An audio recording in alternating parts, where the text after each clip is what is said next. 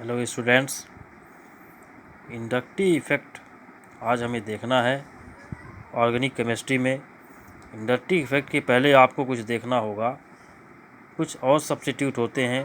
कल हमने methyl group के बारे में देखा है। कुछ और सब्स्टिट्यूट भी होते हैं जैसे कि क्लोरीन, ब्रोमीन, ब्रोमीन और आयोडीन। ये सब निगेटिव एटम्स वाले ग्रुप हैं जो भी सब्स्टिट्यूट ही कहलाते हैं। ये किसी रिंग से जुड़ करके अदर कंपाउंड फॉर्मेशन कर सकते हैं। And OH hydroxyl group, COOH carboxylic group, CHO aldehydic group and so on. इस तरह के कई ग्रुप हैं, फंक्शनल ग्रुप हैं जो सब्स्टिट्यूट का काम करते हैं। इनके इफ़ेक्ट को हम आगे देखेंगे। इंडक्टिव इफ़ेक्ट, प्रेरणिक प्रभाव जिसे हिंदी में कहा जाता है। स्टूडेंट्स, क्या होता है इंडक्टिव इफ़ेक्ट? सभी हैलोजन एटम जैसे fluorine, chlorine, bromine, iodine ring से जुड़कर प्रेरणिक या इंडक्टिव इफ़ेक्ट डालते हैं, जो कि निगेटिव इंडक्टिव इफ़ेक्ट होता है। इंडक्टिव इफ़ेक्ट भी दो तरह का होता है, negative inductive effect and positive inductive effect, धनात्मक प्रेरणिक प्रभाव और ऋणात्मक प्रेरणिक प्रभाव। तो निगेटिव कौन शो करते हैं? फ्लोरीन, क्लोरीन, ब्रोमीन, आयोडीन और halogen atoms in periodic table. जितने भी हैलोजन एटम हैं वो निगेटिव इंडक्टिव इफेक्ट शो करते हैं। निगेटिव इंडक्टिव इफेक्ट का मतलब होता है बॉन्ड के इलेक्ट्रॉनों को अपनी ओर खींचना, बॉन्ड को अपनी ओर खींचना, इलेक्ट्रॉन को अपनी ओर एक्सेप्ट करना। इसे माइनस आई इफेक्ट से शो किया जाता है। एक्सप्लेनेशन में देखिए क्या होता है। ये बेंजीन रिंग, क्लोरीन जुड़ा हुआ है इस पोजीशन से, मतलब ये क्लोरोबेंजीन का एक उदाहरण हमने लिया है, इसमें क्लोरीन रिंग से जुड़ा हुआ है। तो जैसा कि हम जान रहे हैं कि क्लोरीन हैलोजन एटम है, ये निगेटिव इंडक्टिव इफेक्ट को शो करता है। तो ये क्या करेगा कि ये क्लोरीन और कार्बन के बीच का ये जो बॉन्ड दिख रहा है, जिस बॉन्ड से ये जुड़ा है, इसको अपनी ओर शिफ्ट करता है। मतलब एक कोवेलेंट बॉन्ड, मतलब इसका इलेक्ट्रॉन और एक इसका इलेक्ट्रॉन। तो ये अपना इलेक्ट्रॉन तो है ही है, इसका भी इलेक्ट्रॉन अपनी ओर शिफ्ट करता है, मतलब ये बॉन्ड को अपनी ओर खींचता है।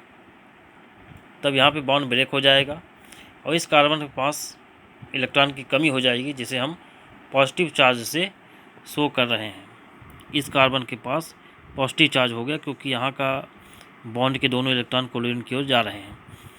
यहाँ पे पॉजिटिव चार्ज है। पॉजिटिव चार्ज की कमी को दूर करने के लिए ये कार्बन, ये दोनों कार्बन के बीच का जो बॉन्ड है, 1 और 2 कार्बन के बीच का बॉन्ड है, इसको ये खींच लेता है ये कार्बन अपनी ओर। तब यहाँ पे पॉजिटिव चार्ज आ जाएगा। फिर यही प्रोसेस यहाँ होगी, ये बॉन्ड यहाँ शिफ्ट होगा, तो यहाँ पॉजिटिव चार्ज आ जाएगा।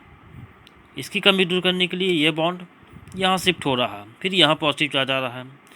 तो ओवरऑल प्रोसेस में हम देख रहे हैं स्टूडेंट्स कि पॉजिटिव चार्ज जो है इस पोजीशन से इस पोजीशन की ओर मूव हो रहा है, आर्थो से पैरा से होते हुए आर्थो तक, यहाँ से यहाँ तक पॉजिटिव चार्ज मूव हो रहा है।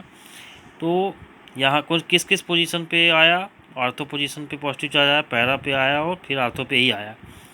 मतलब इसको हम इस तरह से शो कर सकते हैं, रिंग बना के यहाँ से यहाँ तक पॉजिटिव चार्ज मूव कर रहा है, इसलिए इसको ऐसे भी कंबाइंड रूप से शो किया जा सकता है। तो इसमें बताने का मकसद एक ही है कि यहाँ पे पॉजिटिव चार्ज यहाँ पे जनरेट हो रहे हैं आर्थो पोजीशन पे और पैरा पोजीशन पे। तो जब भी आगे के रिएक्शन में यह ग्रुप, ये जो ग्रुप बना, आगे के रिएक्शन में किसी भी निगेटिव चार्ज वाले ग्रुप से जुड़ेगा तो आर्थो पैरा पोजीशन पे ही जुड़ेगा, क्योंकि इन पोजीशन पर इलेक्ट्रॉन्स की कमी है या पॉजिटिव चार्ज है। मतलब ये ग्रुप किसी भी निगेटिव चार्ज वाले से जब रिएक्शन करेगा तो हमेशा आर्थो पैरा पे ही जुड़ेगा, क्योंकि निगेटिव वाला प्लस की ओर मूव करेगा, प्लस से ही जुड़ेगा, इसीलिए वहीं पे जुड़ेगा। जैसे क्लोरोबेंजीन है, जब ब्रोमीन से निगेटिव रिएक्शन करेगा, ब्रोमीन भी निगेटिव हैलोजन एटम है, तो ये आर्थो ब्रोमो और पैरा ब्रोमो ही बनाएगा। क्लोरोबेंजीन है, जब हम इससे रिएक्शन कराएंगे तो चूँकि आर्थो पैरा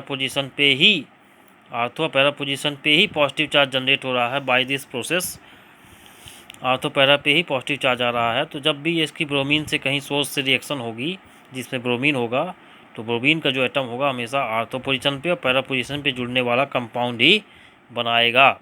यहाँ पे आर्थो ब्रोमो क्लोरोबेंजीन बना, यहाँ पे ब्रोमो ब्रोमो क्लोरोबेंजीन बना, पैरा ब्रोमो क्लोरोबेंजीन बना। आर्थो पोजीशन का सब्स्टिट्यूट बनेगा और पैरा का बनेगा। इससे यहाँ पे ये एक्सप्लेनेशन होता है कि कौन सा कंपाउंड जो है जनरेट होगा, कौन सा नहीं बनेगा। ज़्यादा 60% आपको ये कंपाउंड मिलता है बाई रिएक्शन और 40% आपको ये कंपाउंड मिलता है पैरा पोजीशन। आर्थो वाला बहुत आयत में मिल जाता है।